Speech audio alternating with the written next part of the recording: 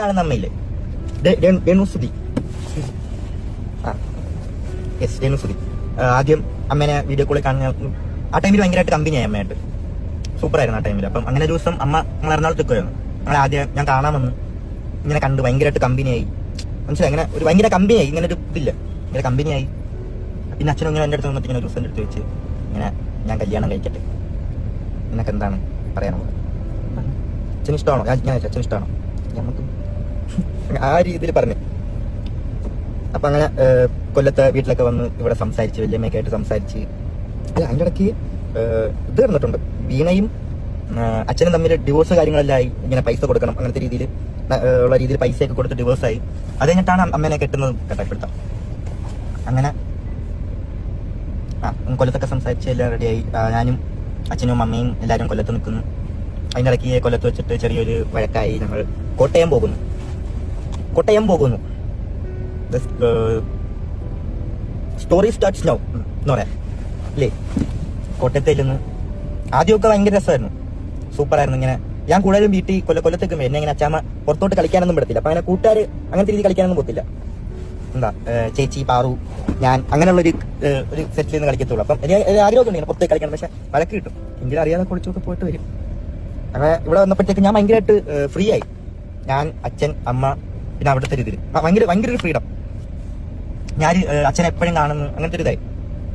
പിന്നെ ആ ഒരു കഴിഞ്ഞ് ഞങ്ങൾ കോട്ടയത്ത് എത്തുന്നു. കുറച്ച് കഴിഞ്ഞപ്പോഴത്തേക്കും എന്തൊക്കെയോ എല്ലാവരും ഇങ്ങനെ കോട്ടയത്ത് വന്ന് ആദ്യമൊക്കെ സെറ്റപ്പ്, പിന്നെ അങ്ങോട്ട് പോവാ എന്തൊക്കെയോ ഇതാണ്. എല്ലാവരുടെ ഒരു സ്വഭാവമൊക്കെ ഒരു മാറ്റം, എന്തൊക്കെയോ എന്തോ പറയണമെന്ന് എനിക്ക് ബാക്കി പറയാം. ഞാൻ ഒരു കമ്പ്യൂട്ടറൊക്കെ എടുത്തൊരു റൂമിനകത്ത് ഇങ്ങനെ അതിനകത്ത് ഗെയിം കളിച്ചു. എൻ്റെ ലൈഫ് മൊത്തം ഒരു ഭയങ്കരമായിട്ട് ഇങ്ങനെ ആവാൻ പറഞ്ഞൊരു കാരണം അതുമല്ല, അതും വേറെയാ.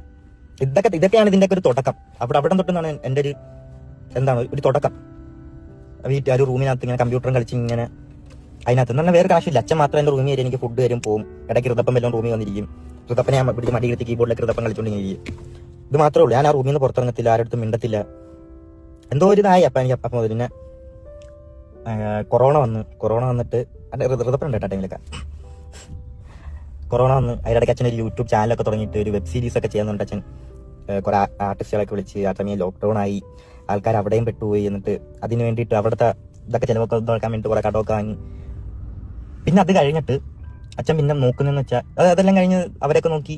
ഈ നോക്കുന്നതിനിടയ്ക്ക് ഈ മൊത്തം എന്ന് പറഞ്ഞാൽ ഞാൻ, അച്ഛൻ, അമ്മ, ഋതപ്പൻ, അമ്മയുടെ ചേച്ചി, അളിയൻ, അതായത് രമ്യ ചേച്ചി, അളിയൻ, അവരുടെ 2 മക്കള്, പപ്പ, അമ്മ, ഇവരെ ഇത്രയും പേരുടെ ചിലവ് അച്ഛൻ ഒറ്റയ്ക്ക് നോക്കിക്കൊണ്ടിരുന്ന, മനസ്സിലായ. അത് ആ ടൈമിൽ ഇങ്ങനെ അച്ഛനാണെങ്കിൽ ഈ അച്ഛൻ്റെ എൻ്റെ ഒരു മെയിൻ സ്വഭാവം നോ പറയാൻ അറിയത്തില്ല ആരുടെ മുന്നിൽ. അത് ഞങ്ങൾക്ക് 2 പേർക്കും അറിയാം. ഞങ്ങളുടെ കൊള്ളാത്ത സ്വഭാവം അതായിരുന്നു, നോ പറയാൻ അറിയത്തില്ല. ഓപ്പോസിറ്റ് നിൽക്കുന്ന ആൾക്കൊരു വിഷമമാവുമോ ഒരു സംഭവമാണ് മെയിനായിട്ടുള്ളൊരു പ്രശ്നം. ഞാൻ ഇപ്പം ഇതൊന്നും ഓരോ കാര്യം പറയാത്തതും ബാക്കി പറയാം. അങ്ങനെയാണെന്ന് ഞാൻ റൂമിനകത്ത് മൊത്തം ഒരു 3 വർഷം അങ്ങനെ തന്നെ ഇരിക്കുന്നു. അതിൻ്റെ ഇടയ്ക്ക് എന്തോ എനിക്കിങ്ങനെ തോന്നി ഇതൊക്കെ നിർത്താം, കമ്പ്യൂട്ടർ പരിപാടിയെല്ലാം നിർത്താമെന്ന്, പുറത്തോട്ടിറങ്ങി. അങ്ങനെ ഞാൻ കമ്പ്യൂട്ടറൊക്കെ വിറ്റ് ഒരു വണ്ടി എടുത്ത് ആദ്യം വണ്ടി എടുത്തിട്ട് അപ്പം ഈ 10ന്റെ കൂടെ പഠിച്ച കുറച്ച് ഒരു കൂട്ടുകാരുണ്ട്, അവനായിട്ടാ കമ്പനി എടുത്തിനുള്ള കേട്ടോ. അങ്ങനെ അവിടെ ഇങ്ങനെ പോകും ഞാൻ ഡെയിലി. പിന്നെ അങ്ങോട്ട് പോകാൻ തുടങ്ങി, കൂട്ടുകാരായിട്ട് ഇങ്ങനെ അങ്ങോട്ട് പോകാനായിട്ട് തുടങ്ങി. അപ്പോഴും അച്ഛൻ്റെ ആ സമയത്ത് എന്ന് പറഞ്ഞാൽ അച്ഛനെ കിട്ടുന്ന ഒരു സ്നേഹം എന്താണെന്ന് വെച്ചാൽ ഒരു പൈസ മാത്രമാണ് ഇങ്ങനെ കിട്ടുന്നൊരു സ്നേഹം എന്താണെന്ന് വെച്ചാൽ. വേറെ ആർക്കും ഞാൻ അവിടെ സംസാരിക്കത്തില്ല. ഇവരുടെ സ്വഭാവം എല്ലാം ഒരുമാതിരി സ്വഭാവമായി ഇവരുടെയൊക്കെ. ഇവിടെ അവിടെ ജോലിക്ക് പോകത്തില്ല, അതിന് അടി. പിന്നെ എന്ത് പറഞ്ഞാലും ഇവർക്ക് എന്തെങ്കിലും പൈസയൊക്കെ എന്തെങ്കിലും കടം വാങ്ങി. ഇതൊക്കെ പറയണോ, എനിക്ക് കുറെ കാര്യങ്ങളുണ്ട് എനിക്ക് പറയാം. എനിക്ക് എങ്ങനെ പറയണോന്ന് അറിയത്തില്ല ഇതൊക്കെ.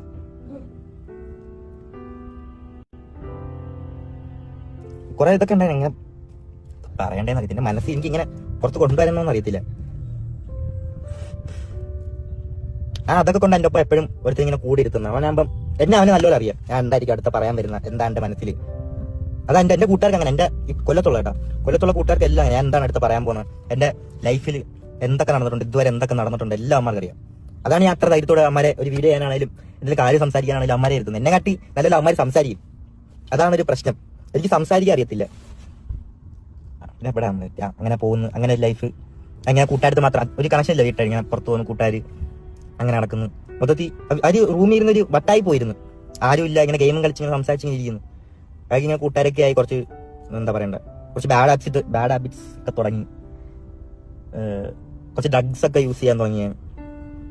പിന്നെ അന്ന് വലിയ ഇതില്ലാതെ അങ്ങനെ വലിയ ഇതൊന്നുമില്ല, കുഴപ്പമൊന്നുമില്ല, അങ്ങനെ അത്ര അഡിക്റ്റഡ് ഒന്നുമില്ല, ഇങ്ങനെ പൊക്കോണ്ട് നിൽക്കുന്നു. അതിനിടയ്ക്ക് ഒരു ദിവസം ഞാനും അച്ഛനും ഷൂട്ടിനാണേലും ഞാനും അച്ഛനും സംസാരിക്കുന്ന ഭയങ്കരമായിട്ട് എപ്പോഴാന്ന് വെച്ചാൽ ഞാനും അച്ഛനും ഷൂട്ടിന് പോകുമ്പോൾ ഞാനും അച്ഛനും മാത്രമേ ഉള്ളൂ.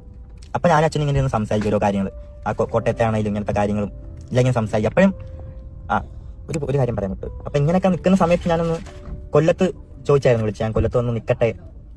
അപ്പം അവരങ്ങനെ സമ്മതിച്ചില്ല. അന്നോട്ട് എനിക്ക്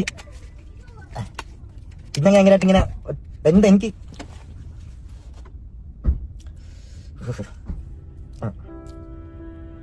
സമ്മതിച്ചില്ല. ഇതവിടെ തന്നെ നിന്ന് അങ്ങനെ ഇങ്ങനെ പോകുന്നു. അപ്പം വെക്കോ ഒരു ദിവസം അച്ഛൻ, ഞാൻ ഷൂട്ടിന്റെ കാര്യം പറഞ്ഞില്ല, അപ്പം ഞങ്ങൾ സംസാരിക്കുന്നേക്കാം. അപ്പം ഒരു ദിവസം അച്ഛൻ വന്നിട്ട് പറഞ്ഞു, നാളെ ഷൂട്ടുണ്ട്, ഒരു ഫ്ലവേഴ്സിന്റെ പ്രോഗ്രാം ഉണ്ട്, നീ വരണ്ട, അച്ഛനങ്ങ് പൊക്കോളാം. അമ്മയ്ക്ക് അതും ഇതൊക്കെ ഓരോ പ്രശ്നങ്ങളായിരുന്നു, എന്നെ കൊണ്ടുപോകുന്നത് ഷൂട്ടിന്, ഞങ്ങൾ രണ്ടുപേരും പോകുന്നത്. അതൊന്നും അമ്മയ്ക്ക് അങ്ങനെ വലിയൊരു താല്പര്യമില്ലാത്ത സംഭവമൊക്കെ ആയിരുന്നു. അതിൻ്റെ ഇടയിൽ അടിക്കണ്ടായിട്ടുണ്ട്. എന്തോ ആർക്കും എന്നെ അങ്ങോട്ട് ഇഷ്ടമല്ലായിരുന്നു, അങ്ങനെ ഒരു അട്ടായി പോയിരുന്നു. അങ്ങനെ അപ്പോഴും എനിക്ക് എന്തെങ്കിലും എന്റെ വിഷമങ്ങളാണെങ്കിലും എന്തെങ്കിലും പറയാനായിട്ടാണെങ്കിലും എനിക്ക് വിളിക്കാനായിട്ടും അച്ഛനൊന്നും ഒരാളുണ്ട്. എനിക്ക് എന്തൊക്കെ ചെയ്തെന്ന് പറഞ്ഞാൽ, എനിക്ക് എന്തൊക്കെ വിഷമമുണ്ടെന്ന് പറഞ്ഞാൽ എനിക്ക് ഒരാളെ വിളിക്കായിരുന്നു. അച്ഛൻ എന്തൊക്കെ ചെയ്താലും എനിക്ക് വിളിക്കായിരുന്നു. ആ ഒരു ധൈര്യം ഇങ്ങനെ ഭയങ്കരമായിട്ട് എനിക്ക് ഉണ്ടായിരുന്നു. വെക്ക ഒരു ദിവസം ഷൂട്ടിന് പോകണ്ടെന്ന് പറഞ്ഞിട്ട് പിറ്റേ ദിവസം രാത്രി വെച്ചിട്ട് എൻ്റെ അടുത്ത് പറഞ്ഞിട്ട് രാവിലെ ഒരു 4 മണിക്കാകുമ്പോൾ വരും, നീ എന്നെ ഒന്ന് ചങ്ങനാശ്ശേരി ഒന്ന് വിളിക്കാൻ പറഞ്ഞു.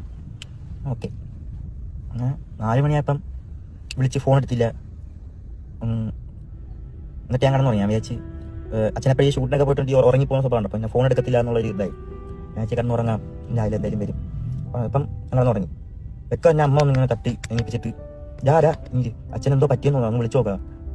ഞാനിപ്പം എണീക്കുന്ന അച്ഛൻ്റെ ഫോണിലോട്ടൊക്കെ വിളിക്കുന്നു. ഫോണിലോട്ട് വിളിച്ചിട്ട് എടുക്കുന്നില്ല, ഫോൺ സ്വിച്ച് ഓഫ് ഒക്കെ പറയുന്നു. അപ്പം ആൾക്കാരൊക്കെ ഞാൻ വരാൻ തുടങ്ങി. അപ്പം എനിക്ക് മനസ്സിലായി എന്തോ